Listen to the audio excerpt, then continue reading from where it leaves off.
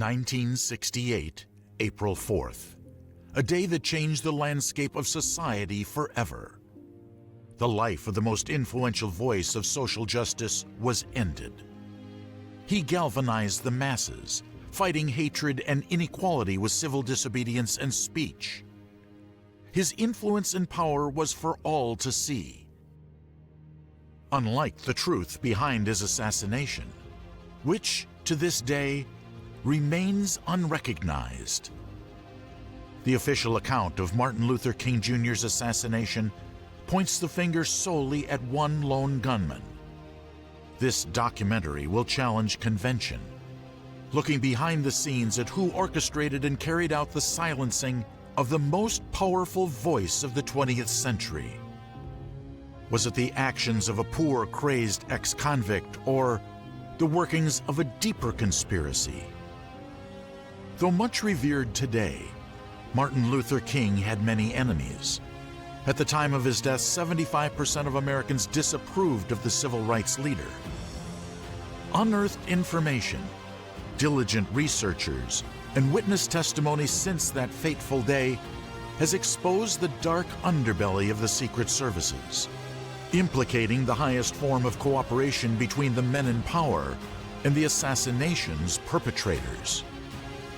Discover the concealed clues behind the assassination as we uncover the cover-ups and follow the facts to find out who killed MLK.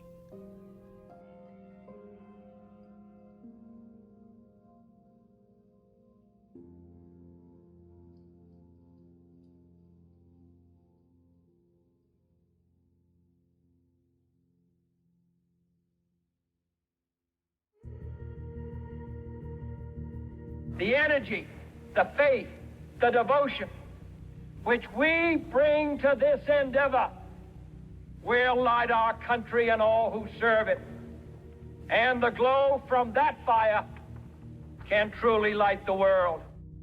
America was going through one of its most turbulent decades to date. The decade began with hope. Ask not what your country can do for you. Ask what you can do for your country. And ended in gloom. I may not get there with you, but I want you to know tonight that we as a people will get to the promised land.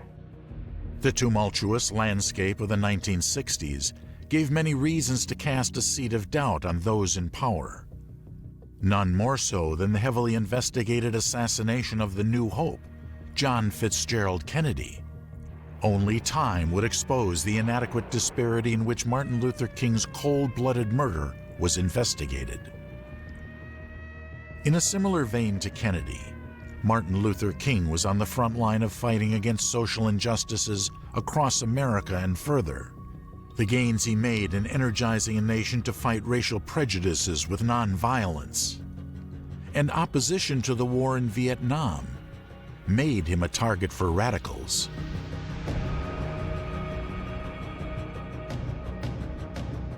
Political assassinations go back centuries and are ingrained in the power struggles of our societies.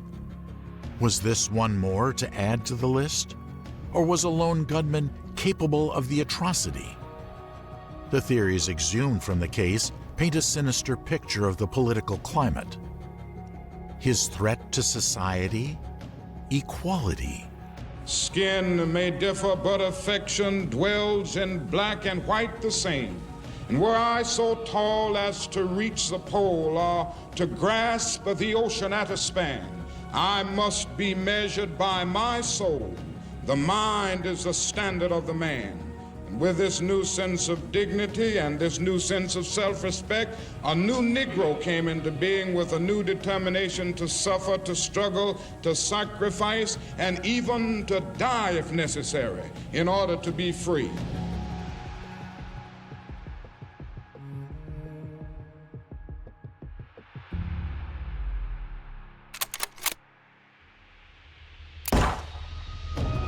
We do know that there are certain problems and prejudices and mores in our society which make it difficult now. I said, Dr. King, just as he straightened up, I said, Dr. King, and the bullet exploded in his face. My stirring up trouble will be righteous trouble to bring about nonviolent solutions. There is no doubt about the despair in the Negro community, and I don't think we deal with that despair by doing nothing. I hope and pray that his end would in some way bring people together so that we could solve the many serious problems of human relations that face us in this country of ours today in a nonviolent manner.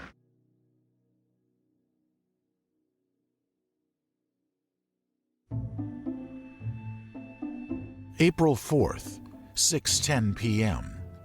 Witnesses claim to see a man fleeing a rooming house. The search for a white Mustang begins.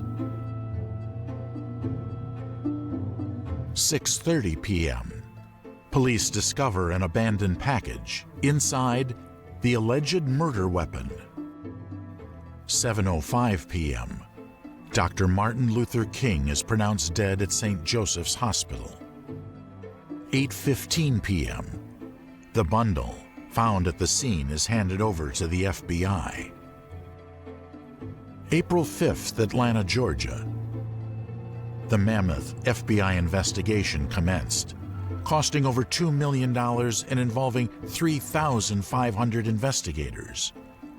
The manhunt for King's killer had begun.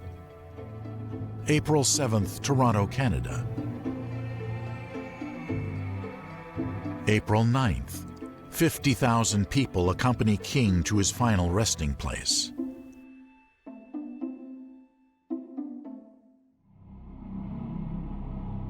Evidence from the scene of the crime links the assassination to 3 individuals. The FBI suspect a conspiracy.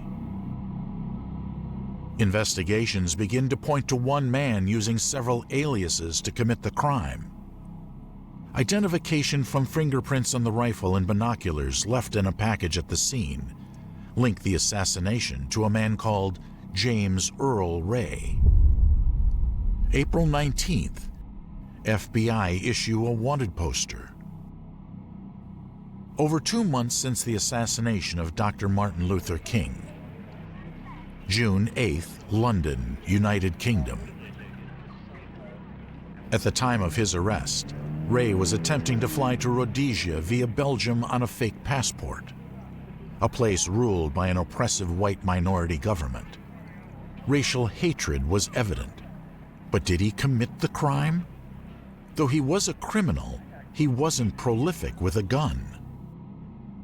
News of Ray's arrest came first from the FBI chief Edgar Hoover in Washington. He said that Ray was carrying 2 Canadian passports and a fully loaded pistol when he landed at London from Lisbon. Ray was brought straight here from London Airport, and immediately on arrival he was charged with having a forged passport and possessing firearm without a certificate. He'll appear at Bow Street Magistrates Court on these charges on Monday morning. He's charged in the name of Raymond George Snade, which is the name in which he was traveling.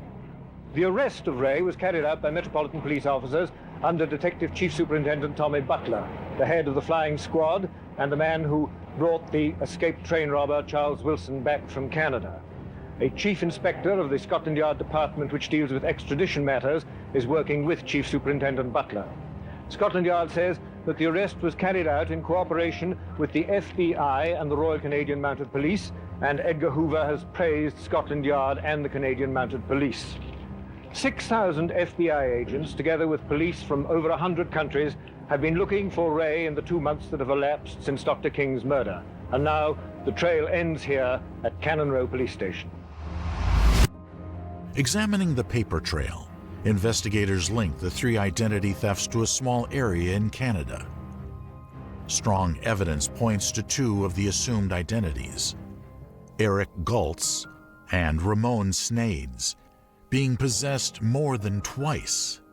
Ray's ability to obtain these identities drove some researchers to question possible law enforcement assistance.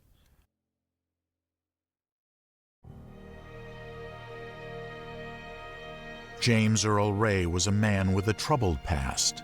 The aliases he had used to get out of the country was second nature to him. From an early age, he was surrounded by criminality. His father had changed the surname of his family to avoid law enforcement after passing a bad check and fleeing town. Ray struggled from confronting the loss of his younger sister in a fire to a dishonorable discharge from the Army. The path led to criminal convictions in burglary, armed robbery, forgery, and fraud. His repeated offenses landed him in jail for 20 years. Over the decades, the theories presented have raised serious doubts whether Ray was the man that actually pulled the trigger.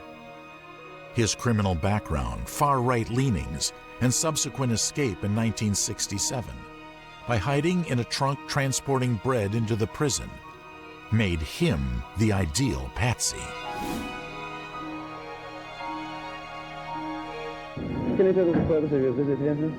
Well, the principal purpose is to be on the scene and try to expedite extradition Mr. Ray back to the United States. Will you hope for voluntary extradition, or will you try to get an extradition order? Well, the easy way is always the best way. You think you'll get the easy way? Well, it remains to be seen. The ex-convict was charged with the assassination of the civil rights leader and extradited to the United States of America to face trial. Well, they're pleased that Mr. Ray's been apprehended. Standing before a Memphis judge in March 1969, James Earl Ray entered an Alford plea with the sole aim of avoiding the electric chair. A reasonable framework to use for someone who suspects they're being framed and had no finances to mount a defense.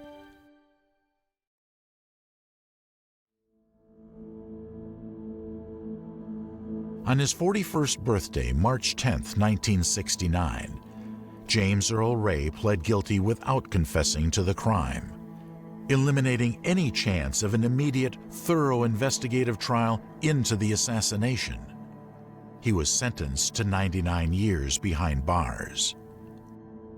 2 days on, Ray unsuccessfully attempts to backtrack on his decision, claiming his innocence, sowing the seeds of conspiracy for decades to come.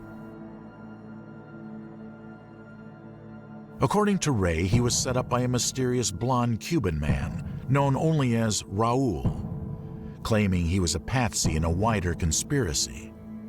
The unidentified man recruited James in Montreal, 1967, as a drug and gun runner, explaining his erratic movements and use of aliases across the continent. Raul had given him money to purchase the white Mustang, instructed him to purchase the rifle, which was later found at the scene, and to be at that location, indicating a conspiracy was afoot. Until his dying day, he protested his innocence. Was he telling the truth?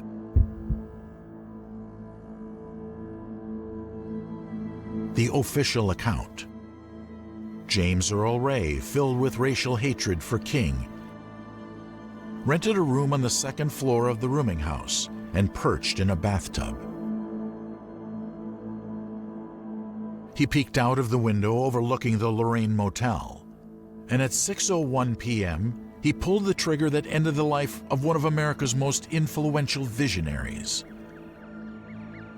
Furthermore, he required split-second timing to drop the bundle by the door of a nearby shop and escape before the first officer was on the scene 2 minutes later.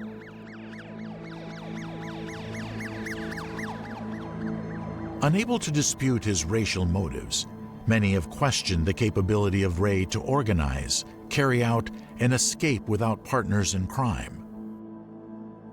In the following days, America's grief was for all to see. Grief turned to anger. Anger turned to violence.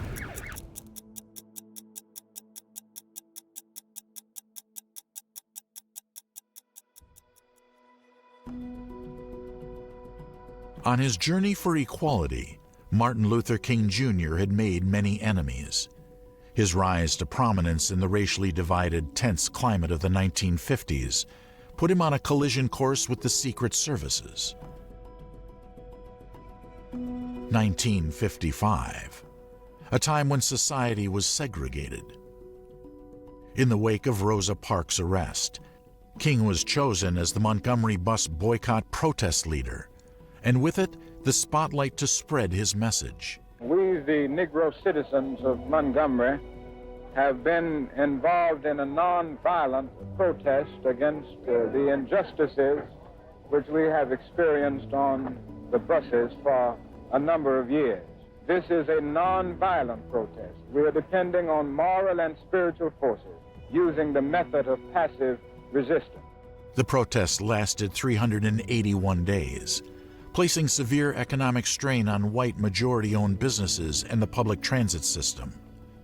The consequences faced by King of wanting substantial change in a racially inflamed society were to follow him until his final day.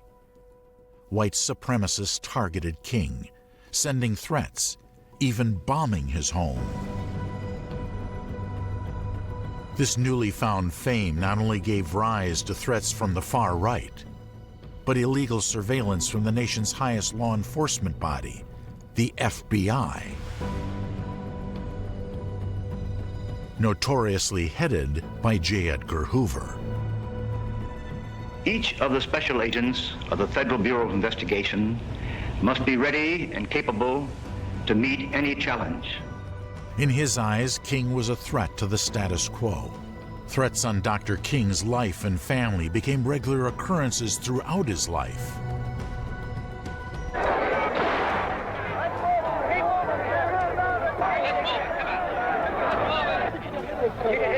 Oh, I've been hit so many times, I'm immune to it.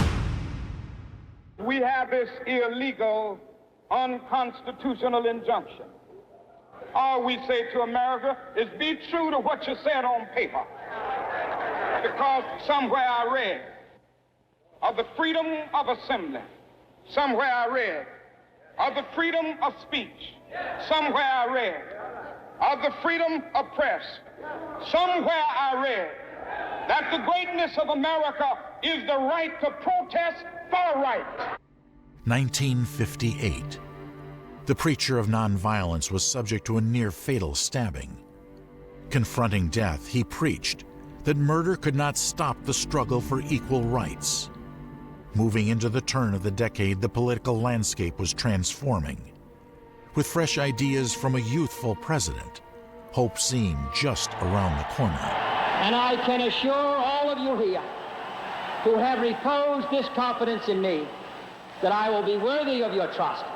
We will carry the fight to the people in the fall, and we shall win. Though filled with hope, the 1960s proved to be a dangerous decade. The civil rights movement was expanding exponentially. I have the pleasure to present to you Dr. Martin Luther King, Jr. The larger the protests, the higher chance of confrontation. I am happy to join with you today in what will go down in history as the greatest demonstration for freedom in the history of our nation. No, we are not satisfied, and we will not be satisfied until justice rolls down like waters and righteousness like a mighty stream. My 4 little children will one day live in a nation where they will not be judged by the color of their skin, but by the content of their character. I have a dream today. November 22nd, 1963. Unfortunate incidents similar to those that accompanied UN Ambassador Adlai Stevenson's visit do not occur on this trip.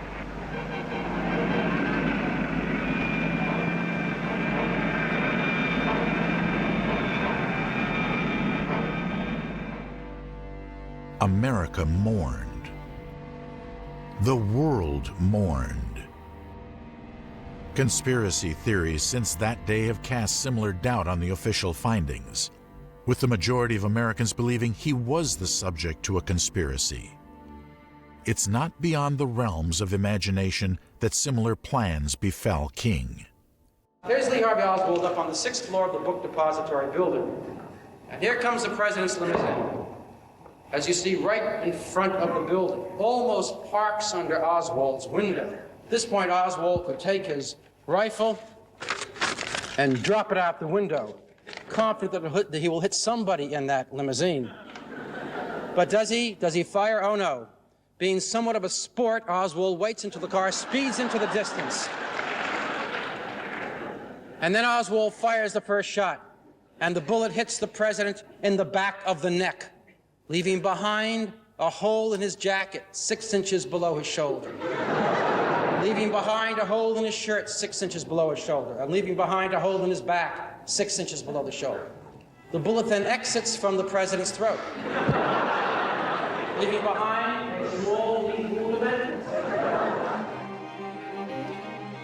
Unwavered by threats on his life, Dr. King pursued his agenda of overcoming oppression and violence with civil disobedience. As 1964 ended, Dr. Martin Luther King Jr. became the youngest ever recipient of the Nobel Peace Prize. I have the great honor, on behalf of the Nobel Committee, to hand over to you the insignia of the Nobel Peace Prize. But challenging the constructed norms of society brought consequence.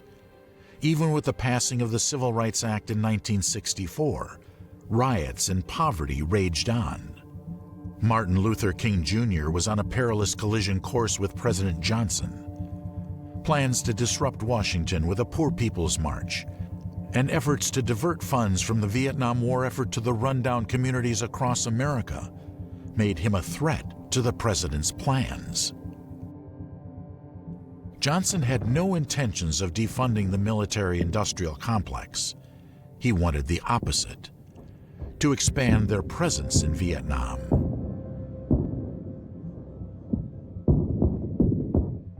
Civil rights leader Martin Luther King leads the procession to the United Nations, where he urges UN pressure to force the U.S. to stop bombing North Vietnam.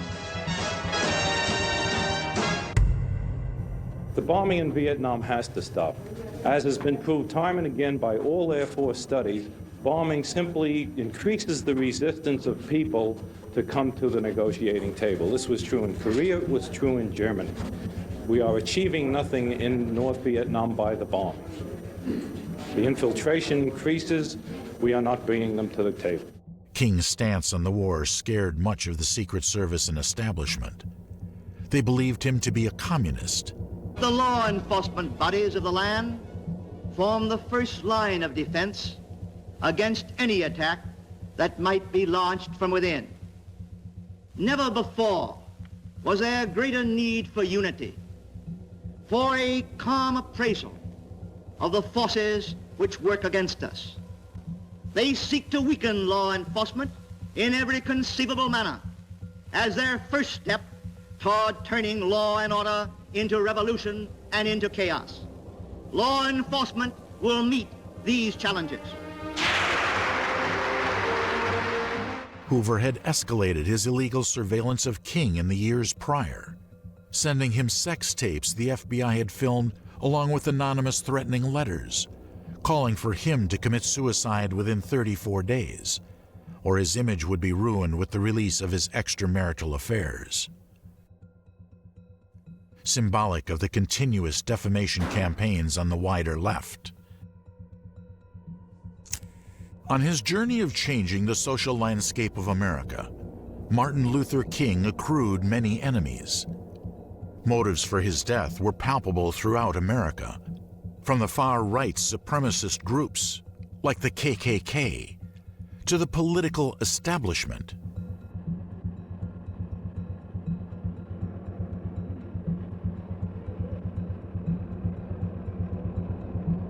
April 3rd, Memphis, Tennessee. The Memphis sanitation strike.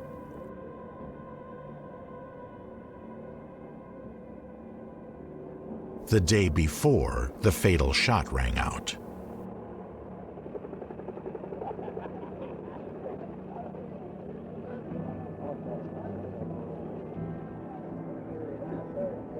The deaths of 2 sanitation workers, Earl Cole and Robert Walker, crushed in the back of a garbage truck, served as the last straw for over 1,300 public sector workers demanding equality. Martin Luther King Jr. arrived on the streets of Memphis, urging peaceful, nonviolent demonstrations as the way to protest. Oh, there's no doubt about the fact that violence is in the air. There's no doubt about the fact that there's more talk of violence these days than in years gone by. There are many reasons for this. When a nation runs wild, violently in the world, it creates a climate for violence within its own confines. And one must never overlook the fact that our nation is obsessed with the guns of war in Vietnam, and it has created a climate of violence, a climate of confusion, a climate of division, and even a climate of hatred.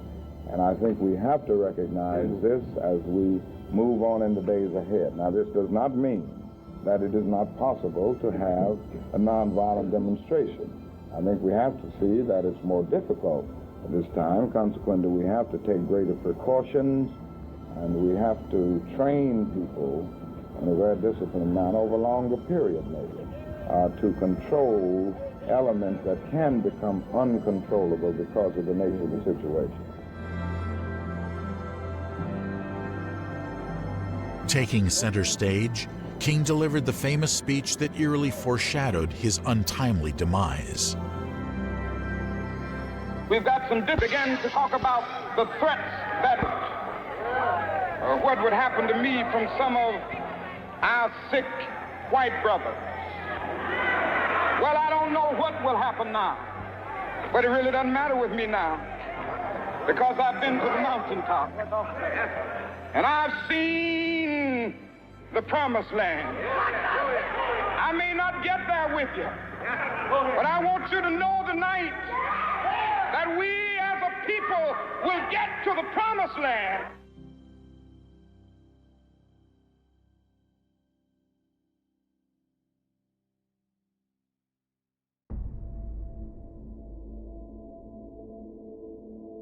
Posing the question for the 3rd time in a decade, following the murders of Kennedy and Malcolm X. How could the murder of one of the most influential figures of the 20th century be allowed to happen? Unearthed information since has indicated a cover-up of the highest degree that leads straight into the heart of government.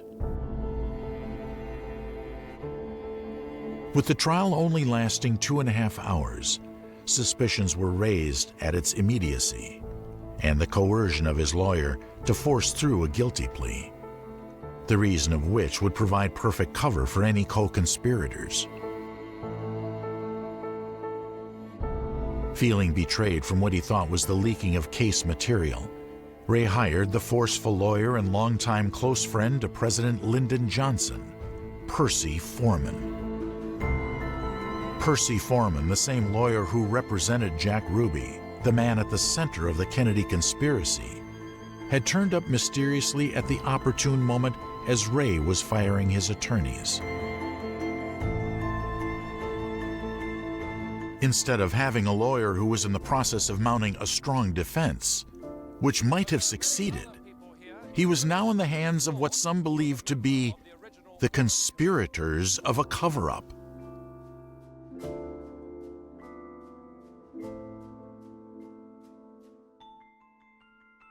Information from John Currington, the assistant of oil tycoon H.L. Hunt, paints a sinister picture of collusion that stops the case dead in its tracks.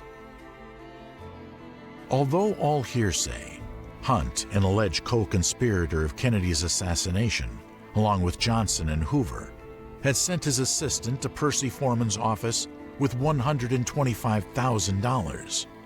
Laying the loaded briefcase in front of him, Currington said, "I have 125,000 reasons James Earl Ray should plead guilty to killing King." The bribery can only be motivated by the clear and simple inside knowledge of Hoover and Johnson. Knowledge that the case against James Earl Ray was insufficient to put him behind bars. No ballistic evidence linking the bullet with the rifle mysteriously found at the entrance of a storefront along with his belongings. Unreliable witnesses and conflicting testimonies. Even potentially weak evidence that placed Ray on the scene.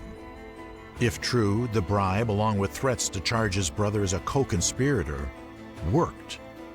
The case never received the spotlight it needed.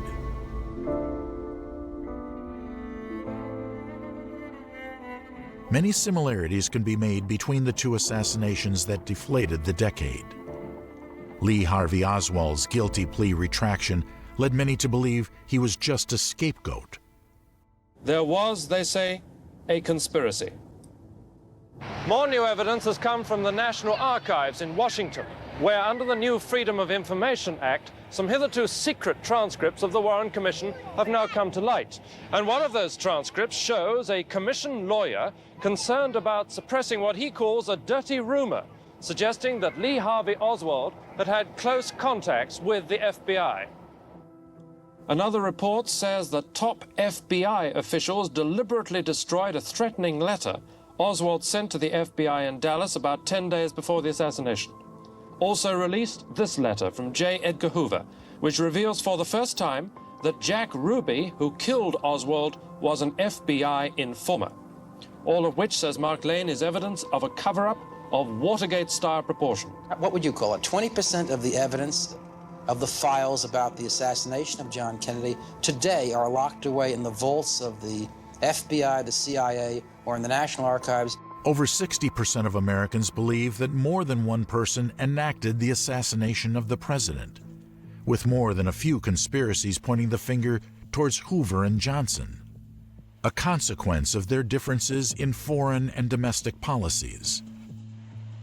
Similar viewpoints that King endorsed.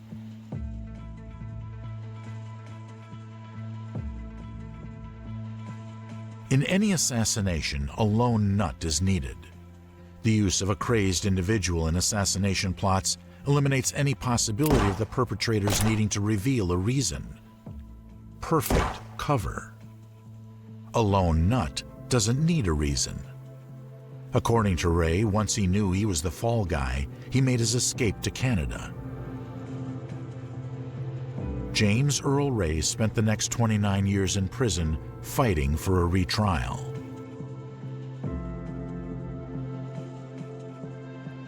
(1971) COINTELPRO is exposed.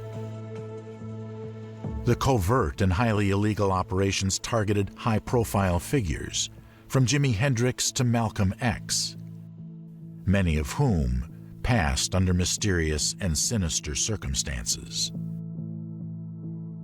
The illegal surveillance campaign that invaded King's life was intended to expose, disrupt, misdirect, or otherwise neutralize groups the FBI declared subversive. What better way to disrupt a group than removing the figurehead? King's stance on the war was the last straw for the powers that be. The dirty tactics used by the FBI highlighted a potential motive for the removal of King.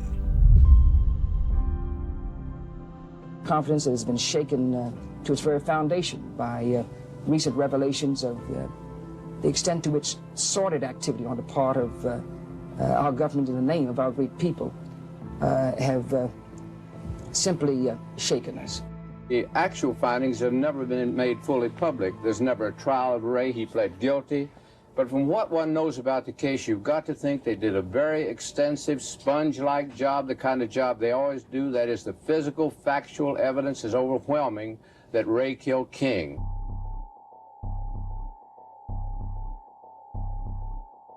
(1979) The United States House Select Committee on Assassinations revisits the case, releasing a report that entertained a likelihood of conspiracy in the assassination of King. Yes, I have been threatened many times. There was a time that we received as many as 30 and 40 threatening calls a day. And of course, I received numerous threatening letters. My secretary has come to the point now that she doesn't show me most of these letters, but occasionally I come across them. Within the last few days, I remember receiving a threatening letter, and they say such things as this: you are causing too much trouble in this town, and if you aren't out within 10 days, you and your family will be killed. Now, in Montgomery, our home was bombed twice, and I guess these were the most severe instances of violence that we confronted. But even today, we still confront threats through telephone calls and through the mail. Oh, I'm convinced of that. I was then, and so was he.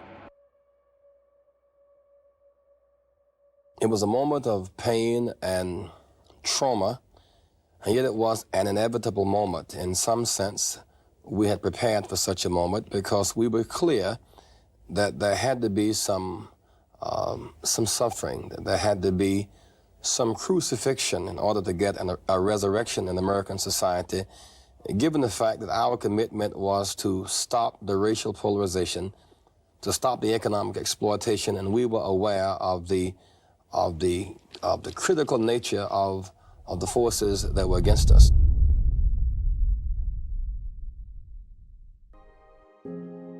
In displaying the same humility as his father, Dexter King, supported by the wider family, believed Ray's claims. Although he may be involved, Ray was not the shooter. Pointing to the alleged murder weapon left at the scene as validation for their argument. Who in their right mind would leave a mountain of evidence against them at the murder scene? Further suspicions were raised when FBI investigators made no ballistic investigation, linking the bullet to the rifle, falsely claiming the bullet was too destroyed to be examined. I think this biography is significant and remarkable, not so much for what it tells us about whether or not there was a conspiracy, but what it does not tell us. It does not tell us, for example, though you look into his background on the question of his life in the Army, how whether he was a marksman, whether he could hit a man at that distance in the right cheek in a fashion that you are sure to break the spine. You can go ahead and keep asking questions forever. That is, was there a policeman there? They even have a grassy knoll man, like in the Kennedy assassination in Dallas. There's supposed to have been a man on a bank there overlooking the Lorraine Motel. You can keep these questions up forever, and you'll never answer them. What I tried to do, and I'm very proud that I did just what the congressman said, that I devoted 300, mine is the first book written about an American assassin. More is known about John Wilkes Booth than was known about James Earl Ray until I published my book. And I'm very proud that I did stick to the motive and showed that Ray was a bigot, that he passionately hated King, and he killed him for his own reasons. Macmillan has not even mentioned the fact that Ray, in a biography, has not mentioned the fact that Ray made the astounding statement that there was a conspiracy. Witness reports from the scene of the crime highlighted inaccuracies in the state's sequence of events. Solomon Jones, a volunteer who often drove King around town when he was in Memphis, saw a hooded person in the thicket across the street. He reported his sighting. By 7 a.m. the next morning, the bushes were removed. The crime scene had been destroyed. Information from that day has since been shown to be unreliable. The initial sighting of alleged perpetrator Ray escaping in the white Mustang was identified by a heavily intoxicated individual, in turn contradicting the several sober witnesses who claimed to have seen the shooter jump down from the wall opposite the Lorraine Motel. Theories devised since that day heavily implicate the Memphis police as having a role in the assassination. Whether or not they had a part to play, strange occurrences surrounding that short window of time indicate a cover-up. Are those who were removed from the scene, who were security. There's some statements here that I really question. Of course, we will be questioning when we move into this area. At 1:25, the motorcade moves into the downtown area. Death is 6 minutes away. In a warehouse, a sniper with a rifle poised waits. The cheers of the crowd almost muffle the 3 shots. The assassin's aim is deadly. Drawing comparisons with the Kennedy assassination, when the military protection unit were mysteriously told they weren't needed.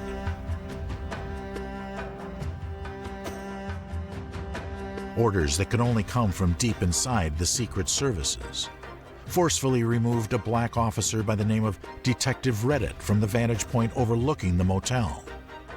A falsified assassination report, which could have only originated from inside the agency, claimed a contract had been released on his life. While he was escorted off the scene to safety, the assassination took place.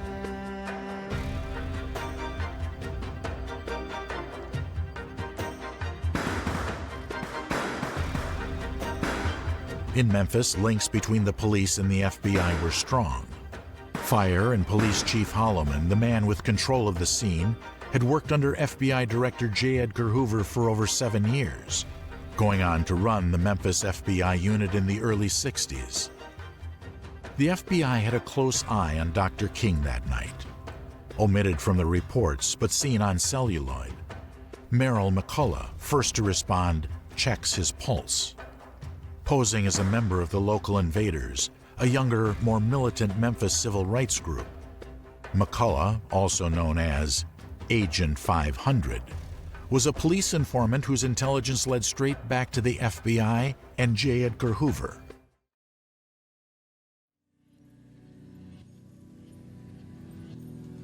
But I want to say this to the bottom of my heart,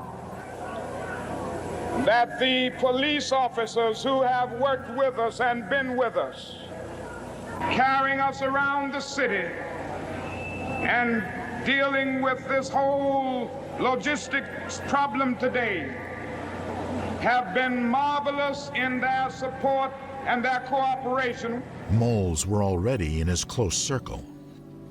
Accountant James Harrison reported back through the FBI surveillance campaign, the same campaign that had been underway since his rise to prominence through the Montgomery bus boycott. Later shown to be illegal and unconstitutional, the leader of the civil rights movement had his own rights violated by his own state.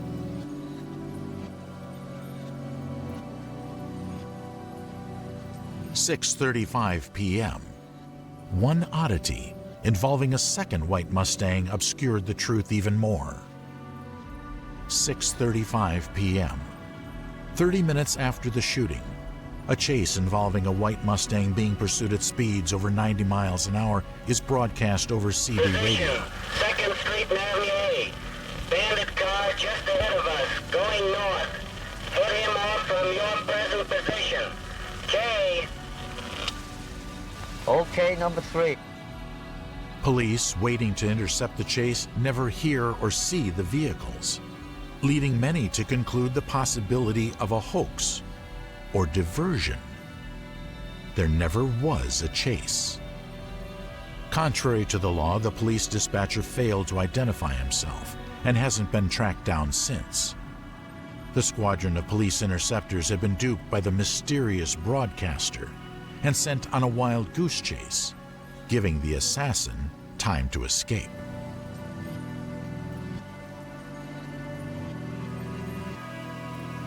"1999. 4 years on from one of the most notorious live court cases in history, the O.J. Simpson trial. Many of these unearthed hidden facts were presented through a mock trial, live on HBO. Unsuccessful attempts by William Pepper, lawyer and longtime friend of the King family, to obtain any form of retrial finally came to an end through an unlikely admission of guilt by a man named Lloyd Jowers.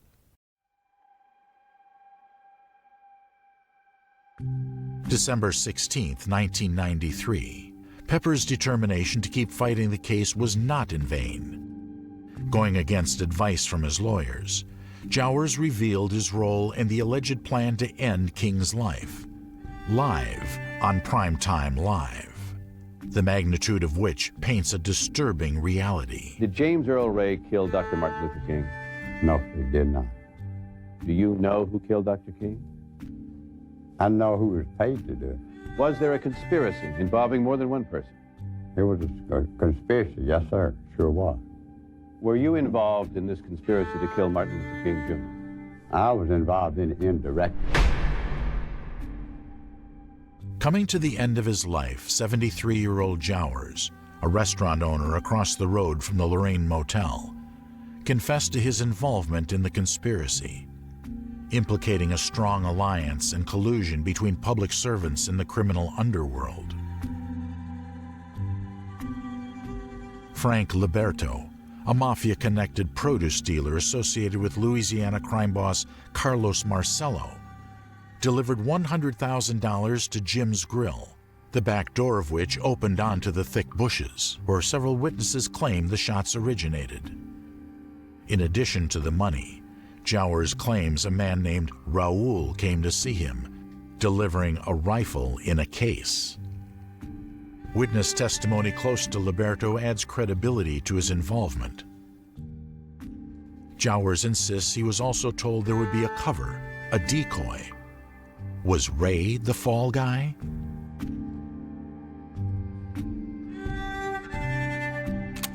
In court, Jowers named Memphis Police Department officer Lieutenant Earl Clark as the person he'd hired.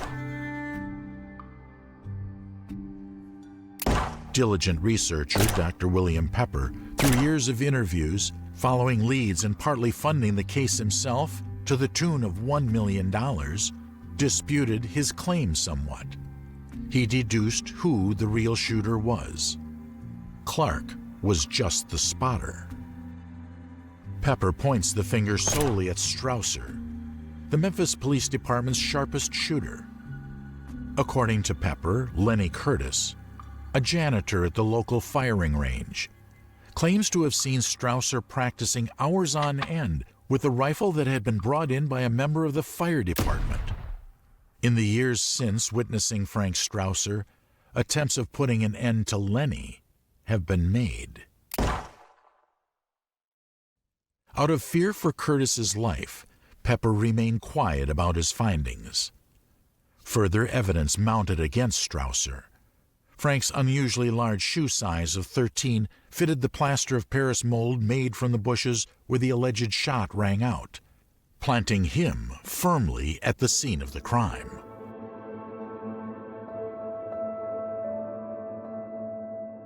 One casualty of the assassination often glossed over is the mysterious murder of cab driver Buddy Butler, witness to a man running away from the scene and jumping into a police car. Buddy was interviewed that night. The following morning, he lay at the bottom of the Memphis-Arkansas Bridge. Reports later corroborated the figure to be Memphis Police Department officer Lieutenant Earl Clark. Both officers can be placed where the shots presumably originated from. On top of the mountain of evidence for a conspiracy, one account presented by Pepper uncovered a further connection between the Kennedy and King assassinations. Upon inspecting an abandoned white Mustang with Georgia plates, young FBI agent Don Wilson examined a torn-out piece from a telephone directory. Written was Raoul, the initial J, and a telephone number, linked to a Las Vegas nightclub, owned by none other than Jack Ruby. Oswald walks his last mile. His assailant moves in from the right. There is Lee Oswald. He's been shot. He's been shot. Lee Oswald has been shot. Now, from another camera, the motion is slowed. The murderer moves in, and here is the shame of all America as Jack Rubenstein takes the law unto himself. Fearing it would be locked away or destroyed, Wilson held on to the information for 29 years. The historic 3.5-week trial never received the publicity that was warranted. The jury found that the mafia and various government agencies were deeply involved in the assassination. Mr. Ray was set up to take the blame.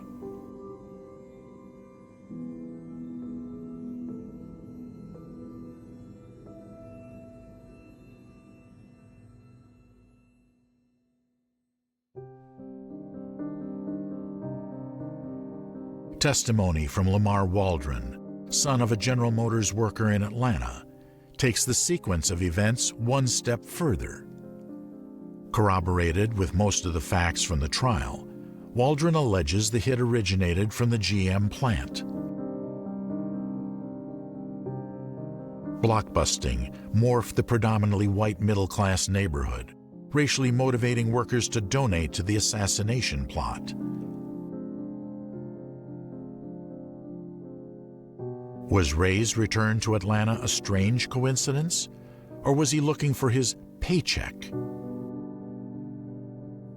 The Godfather, Carlos Marcello, known most notably as an alleged co-mastermind of the Kennedy assassination, brokered the two contracts. One shooter, one spotter.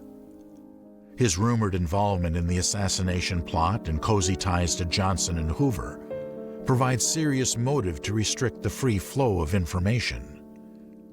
Since Watergate, the Church's, Pike, and Nedzi committees were established, looking to investigate CIA abuses and assassination plots of foreign leaders. The investigations highlighted a continuous theme of obstruction. Over the decades, concerted efforts of withholding information has suppressed the truth. What have they got to hide?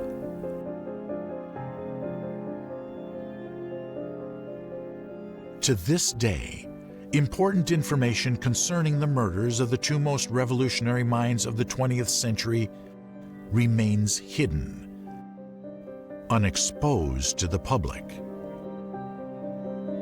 Prompted by the King family's acceptance of some of the claims of conspiracy, United States Attorney General Janet Reno ordered a new investigation on August 26, 1998. On June 9, 2000, the United States Department of Justice released a 150-page report rejecting allegations that there was a conspiracy to assassinate King, including dismissing the findings of the Memphis Civil Court jury. Key information from the case and trial was omitted and ignored from all the reports, the secrecy of which only illustrates their attempts to silence the truth, which to this day remains unrecognized.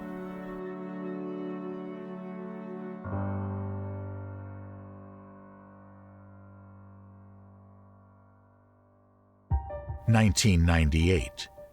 After unsuccessfully clearing his name, convicted murderer James Earl Ray is pronounced dead at the age of 70. Was the assassination of Dr. Martin Luther King inextricably linked with the inner workings of the Kennedy assassination?